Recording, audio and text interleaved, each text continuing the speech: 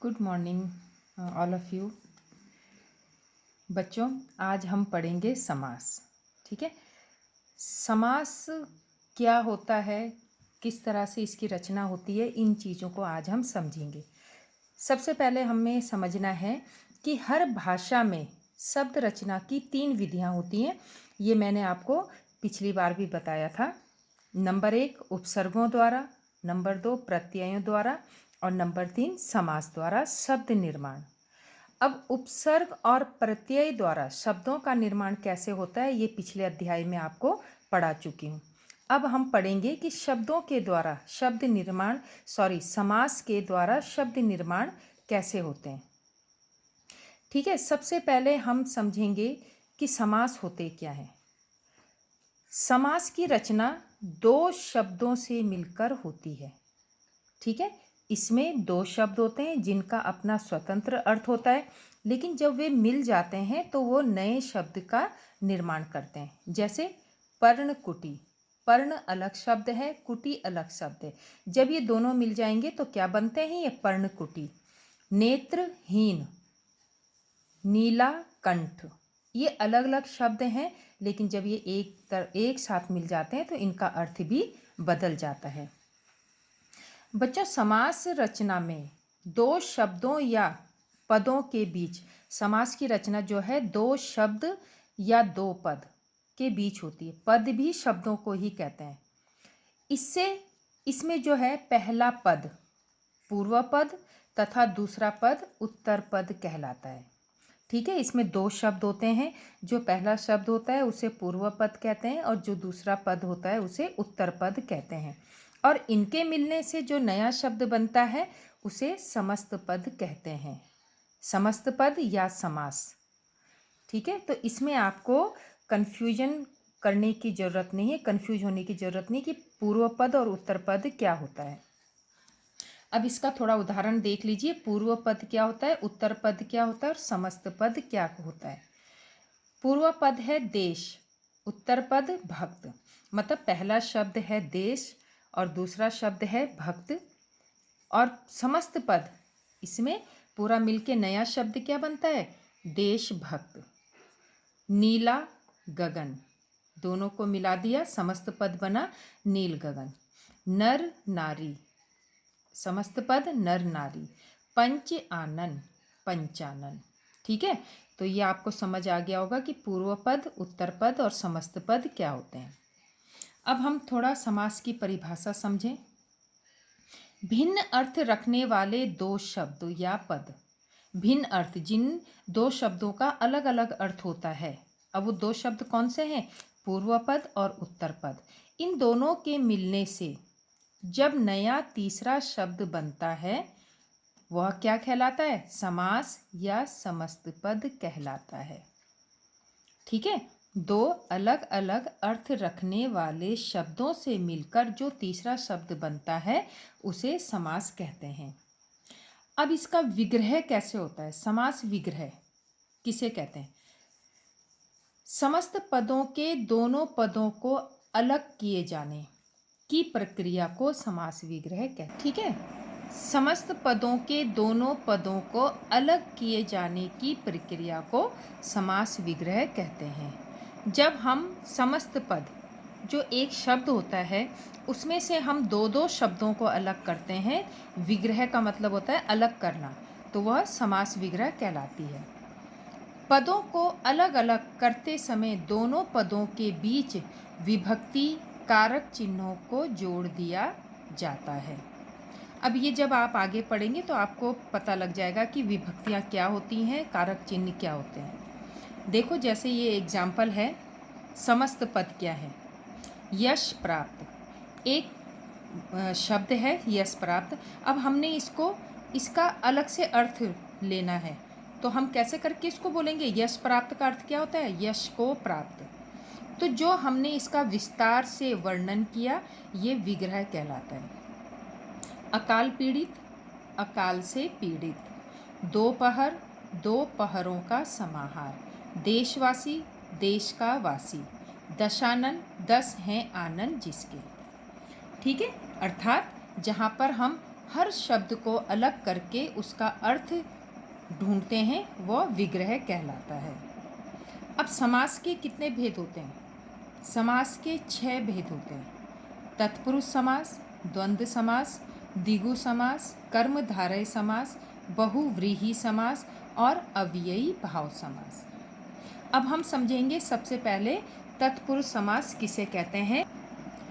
चलिए अब हम पढ़ेंगे तत्पुरुष समास। तत्पुरुष समास की पहचान क्या है, पहले हमें ये समझना है। देखिए, यहाँ कारक चिन्हों का लोप होता है। लोप मतलब वे गायब हो जाते हैं, शब्दों के बीच से कारक चिन्ह गायब हो जाते हैं। जब हम उनका विग्रह करेंगे तो हमें कारक चिन्ह दिखाई देंगे, लेकिन जब हम उनसे समस्त पद बनाएंगे तो वे कारक चिन्ह हमें नहीं दिखाई देंगे। अब सबसे पहले आपको ये समझना है कि कारक चिन्ह कौन कौन से कारक है। इसका चिन्ह है को, दूसरा है करण, इसका चिन्ह है से, तीसरा है संप्रदान, इसका चिन्ह है के लिए, अपादान से। अब देखिए, से 2 बार आ रहा है, करण में भी से है और अपादान में भी से है। इनमें फ़र्क इतना होता है कि जो अपादान होता है वो किसी चीज़ से अलग होने के लिए प्रयोग किया जाता है। संबंध का, की, के और अधिकरण में पर, ये कारक चिन्ह है जो तत्पुरुष समास के विग्रह के समय आते हैं। ठीक है, तो हमें इनको याद कर लेना है। जैसे कर्म को कर्ण से, संप्रदान के लिए अपादान से अलग होने पर, संबंध का, की, के, अधिकरण में पर। सबसे पहले हम कर्म तत्पुरुष को समझेंगे। अब कर्म तत्पुरुष का क्या है चिन्ह? को। अब देखिए, जहाँ पर भी हम विग्रह करते हैं और हमें को की प्राप्ति होती है तो वहाँ पे हम समझ जाएंगे कि यह तत्पुरुष समास है। जैसे यश प्राप्त, अब हम इसका विग्रह कैसे करेंगे? यश को प्राप्त। गगन चुंबी, गगन को चूमने वाला। अब यहाँ पर देखिए, जब विग्रह करते हैं हम तो ये कारक चिन्ह आते हैं, और जब हम इसका समस्त पद बनाते हैं तो ये कारक चिन्हों का लोप हो जाता है। ठीक है, दूसरा है करण तत्पुरुष। करण तत्पुरुष के ये देखो उदाहरण, रेखांकित। अब हम इसका विग्रह कैसे करेंगे? रेखा से अंकित। ये देखिए, इसका कारक चिन्ह क्या है? से। गुण युक्त, गुण से युक्त। ठीक है, उसी तरह है संप्रदान तत्पुरुष, इसका चिन्ह क्या है? के लिए। रसोई घर, हमारा समस्त पद है रसोई घर, जब हम इसका विग्रह करेंगे रसोई के लिए घर। दान पेटी, दान के लिए पेटी। उसी तरह अपादान तत्पुरुष, अपादान का क्या है? से। अब ये से किसके लिए था? अलग होने के लिए। कार्य मुक्त, कार्य से मुक्त होना, मतलब हम कार्य से अलग हो गए। नेत्रहीन, नेत्रों से हीन, मतलब जिनके हाथ नेत्रों में रोशनी नहीं होती है वे नेत्रहीन कहलाते हैं। अब है संबंध तत्पुरुष। संबंध का चिन्ह क्या है? का, की, के। राजकुमार, राजा का कुमार। जीवन साथी, जीवन का साथी। तो इसमें का भी प्रयोग हो रहा है, तो ये संबंध तत्पुरुष है। अब है अधिकरण। अधिकरण का चिन्ह क्या है? में, पर। शरणागत, शरण में आगत, अर्थात जो किसी की शरण में आता है उसे शरणागत कहते हैं। ध्यान मग्न, ध्यान में मग्न। चलिए, नेक्स्ट है द्वंद्व समास। अब द्वंद्व समास की पहचान क्या होती है? इसमें देखिए, समस्त पद बनाते समय इससे समुच्चय बोधक अव्यय हटा दिए जाते हैं। यहाँ पर सिर्फ एक चीज़ आपको याद रखनी है कि जब हम समस्त पद बनाते हैं तो उसके बीच में योजक चिन्ह आ जाता है। ठीक है, देखिए, जैसे राम और श्याम। अब देखिए, हमने ये विग्रह किया तो यहाँ पर और अव्यय आ गया, लेकिन जब हम इसे समस्त पद बनाएंगे राम श्याम, तो ये जो बीच में छोटी डंडी आती है इसे योजक चिन्ह कहते हैं। तो जहाँ पर भी हमें ये योजक चिन्ह दिखाई देता है तो वहाँ पे हमें समझ लेना चाहिए कि यहाँ पर द्वंद्व समास है। दाल और रोटी, दाल रोटी, देखिए बीच में योजक चिन्ह है। हार और जीत, हार जीत, तो ये बीच में योजक चिन्ह, और जब हम उसका विग्रह करेंगे तो उसमें और आएगा, तो ये इसकी पहचान है। अब है बच्चों द्विगु समास। द्विगु समास भी बहुत आसान तरीके से इसको पहचाना जा सकता है। इसका जो पहला पद होता है वो संख्यावाची होता है। संख्या जिसमें संख्याएं आती हैं 1 2 3 4 5 6 7 8, जो ये संख्या होती है उन्हें संख्यावाची कहते हैं। जैसे पंचतंत्र, अब इसका विग्रह करेंगे हम, 5 हैं जो तंत्र, ठीक है, ये देखो 5 क्या हो गया, संख्यावाची। चतुर्भुज, 4 भुजाएं हैं जो, अब यहाँ पर संख्यावाची क्या है, 4। चौराहा, 4 राहों का समाहार, मतलब 4 रास्तों का जहाँ पे मिलन होता है वहाँ पर उसे क्या कहते हैं, चौराहा। तो ठीक है, यह है द्विगु समास। इसकी पहचान यही है कि यह संख्यावाची होता है। अब है आपका कर्मधारय समास। अब इसको थोड़ा सा आपने ध्यान से समझना है। इसमें भी 2 पद होते हैं। पहला पद विशेषण होता है और दूसरा पद विशेष्य। अब आपको यहाँ पर ये समझना है विशेषण क्या है और विशेष्य क्या है। विशेष्य होता है जिसकी हम विशेषता बता रहे हैं। जैसे हम बोलते हैं कि राम छोटा है, तो राम क्या हो गया, विशेष्य, छोटा विशेषण, ठीक है। तो विशेष्य जिसकी विशेषता बताई जाती है और विशेषण जो उसके बारे में बताया जा रहा है। जैसे मैंने अभी बताया कि राम छोटा है, तो राम विशेष्य हो गया और विशेषण छोटा है। उसी तरह थोड़ा इसको देखिए, इससे समझेंगे हम। विशेषण, विशेष्य, समस्त पद और विग्रह। नील गाय, नील नीले रंग की, ये विशेषण है। विशेष्य गाय, किसकी विशेषता बताई जा रही है, गाय की, क्या कि नीली है, ठीक है। इन दोनों की मिला के समस्त पद क्या बनता है, नील गाय। आया समझ में। नील विशेषण हो गया, गाय विशेष्य हो गई और समस्त पद बन गया नील गाय। अब हम इसका बोले आपको कि इसका विग्रह करिए। आप विग्रह कैसे करोगे, नीली है जो गाय, ठीक। विशेषण, विशेष्य, समस्त पद और विग्रह। विग्रह मतलब हम इसको विस्तार से कैसा बताएंगे, नीली है जो गाय। भला मानस, भला उसकी विशेषता हो गई और किसकी, मानस, विशेष्य मानस हो गया।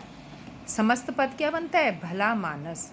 अब इसका विग्रह कैसे करेंगे, भला है जो मानस। पर नारी, पर विशेषण, नारी विशेष्य, मतलब नारी की विशेषता बताई जा रही है, पर नारी। अब इसका विग्रह कैसे करेंगे, पर मतलब दूसरे की, पराई, नारी स्त्री, पराई है जो नारी, उसको क्या कहते हैं, पर नारी, ठीक है बच्चों। तो यह है कर्मधारय समास। अब है बहुव्रीहि समास। अब देखिए बहुव्रीहि समास, यहाँ पर किसी तीसरे पद की विशेषता बताई जाती है, मतलब थर्ड पर्सन को यहाँ पर अंकित किया जाता है।